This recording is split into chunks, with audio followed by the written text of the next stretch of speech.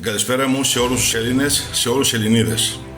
Λοιπόν, σήμερα θα προσπαθήσω να λύσω μια παρεξήγηση την οποία βλέπω έτσι τις τελευταίες μέρες και να δώσω μια απάντηση σε όλους αυτούς που θεωρούν ότι μπορούν να απειλήσουν με μπλοκάρισμα στα μέσα όπως είναι το Facebook, όπως είναι το TikTok και διάφορα άλλα μέσα που χρησιμοποιούμε. Και αυτό το πράγμα αφορά στο ότι σχολιάζουμε τις τελευταίες μέρες όλα όσα συμβαίνουν στην πατρίδα μας. Θέλω να δώσω την εξής απάντηση. Είναι λάθος σας να πιστεύετε ότι εμείς έχουμε κάποιο πρόβλημα ή είμαστε κομπλεξικοί ή οπισθοδρομικοί ή οτιδήποτε άλλο σε ό,τι αφορά τη δική σας προσπάθεια πάντοτε με δόλιο τρόπο να φέρετε πράγματα στην πατρίδα μας που φυσικά το μεγαλύτερο ποσοστό των ανθρώπων, των κατοίκων της Ελλάδος, των Ελλήνων δηλαδή, δεν θα συμφωνούσε. Αυτό το γνωρίζατε εδώ και πολλά χρόνια. Εμείς από τη μεριά μας δεχτήκαμε όλα αυτά τα χρόνια ανθρώπους σαν και εσάς, σας αγαπάμε, είστε φίλοι μας, δεν είχαμε κανένα απολύτως πρόβλημα και συνυπήρχαμε. Εκτός φυσικά μερικών περιπτώσεων, έτσι, από τις οποίες αυτά συμβαίνουν σε όλο τον κόσμο και δεν συμβαίνει μόνο στην Ελλάδα. Κάποιοι ας πούμε να ήταν πιο παρορμητικοί ή να σας έχουν προσβάλει ή να σας έδειξαν με το χειρότερο τρόπο την αντιπάθειά τους. Αυτό όμως δεν συμβαίνει σε όλους μας. Εμείς λοιπόν δεχτήκαμε όλα όσα συμβαίνανε δίπλα μας. Εσείς όμως ως μειοψηφία θέλατε να περάσετε με πολλούς και διαφόρους τρόπους και τώρα τελευταία ενσωματωθήκατε σε αυτήν τη ΛΟΑΤΚΙ ατζέντα, στη ΛΟΑΤΚΙ κοινότητα και προσπαθήσατε να μας περάσετε πράγματα τα οποία ήταν τελείως απαράδεκτα για εμάς. Και φυσικά συμφωνεί το μεγαλύτερο ποσοστό των Ελλήνων. Για να γίνω πιο σαφής λοιπόν, θα μιλήσω πάλι ότι η πολιτεία και όλοι δεχτήκανε να δώσουν λύσεις στα μεγάλα προβλήματά σας με το σύμφωνο συμβίωσης ή με τον γάμο σας ή με την όποια άλλη δραστηριότητα θέλατε εσείς να κάνετε προσωπικά, στην προσωπική σας ζωή και μέσα στο σπίτι σας. Εμείς όμως ήρθαμε ενάντια σε όλο αυτό όταν ακούσαμε ότι πρόκειται να βάλετε μέσα σε όλο αυτό το παιχνίδι και μικρά παιδιά τα οποία θα σας δώσει το κράτος με νόμιμο τρόπο να τα υιοθετήσετε και να προσπαθήσετε να το παίξετε, ειδικά οι δύο άντρες, να το παίξετε οικογένεια. Γιατί είναι ένα παιχνίδι. Αυτό το πράγμα είναι ένα παιχνίδι και τίποτε άλλο. Είναι ένα πείραμα στο οποίο βάζετε άβουλα παιδιά τα οποία δεν μπορούν να μιλήσουν, δεν μπορούν να φωνάξουν και δεν μπορούν να εκφράσουν την προσωπική τους άποψη και γνώμη. Πάμε λοιπόν σε κάτι άλλο.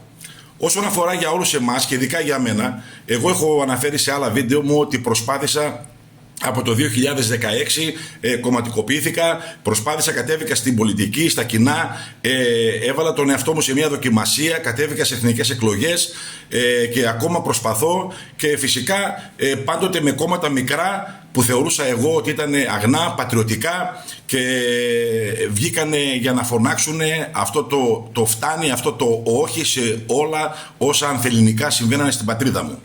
Τώρα αυτά τα κόμματα επειδή είναι μικρά κατά τη δική σας έννοια και άποψη, αυτά τα κόμματα είναι φυσικό και ευνόητο μετά αυτήν την προσπάθεια που κάνουν και λαμβάνουν μέρος στο εκλογικό αυτό, ας το πούμε, παιχνίδι, δεν τα καταφέρουν. Και οπότε πολλά από αυτά τα μικρά κόμματα δεν αντέχουν οικονομικά, γιατί έτσι είναι το πολιτικό σύστημα και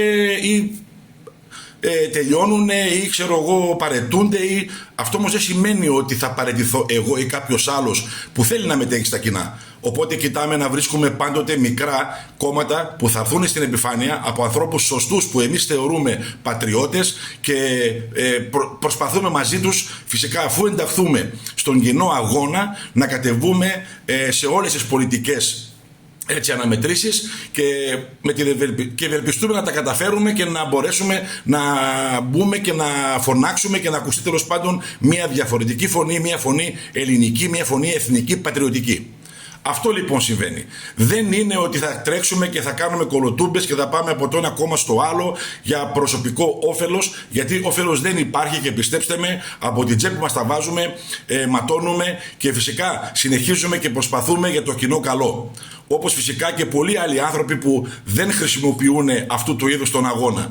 Όπως είναι όμως άνθρωποι οι οποίοι μπλέκουν σε καταστάσεις άθελά τους, φυσικά πολλές φορές με το χειρότερο τρόπο, και δίνουν την προσωπική τους μάχη για να κερδίσουν το δίκαιο, που δυστυχώς στη χώρα μας αξίζει να το παίρνουν μόνο αυτοί οι οποίοι στέκονται ψηλά και είναι δυνατοί και έχουν την πολιτική δύναμη και εξουσία να κάνουν ό,τι γουστάρουν και να μην δίνουν σε κανένα σημασία.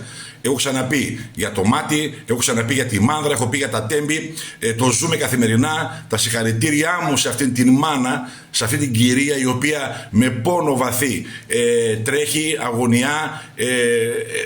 Είμαστε όλοι μαζί της, συμπαρασταθήκαμε και συνεχίζουμε να μαζεύουμε υπογραφές ώστε να καθίσουμε αυτά τα καθήκια σε μια καρέκλα και να λογοδοτήσουν και να τους δούμε και μέσα στη φυλακή ακόμα, να αποδοθεί με λίγα λόγια η ευθύνη.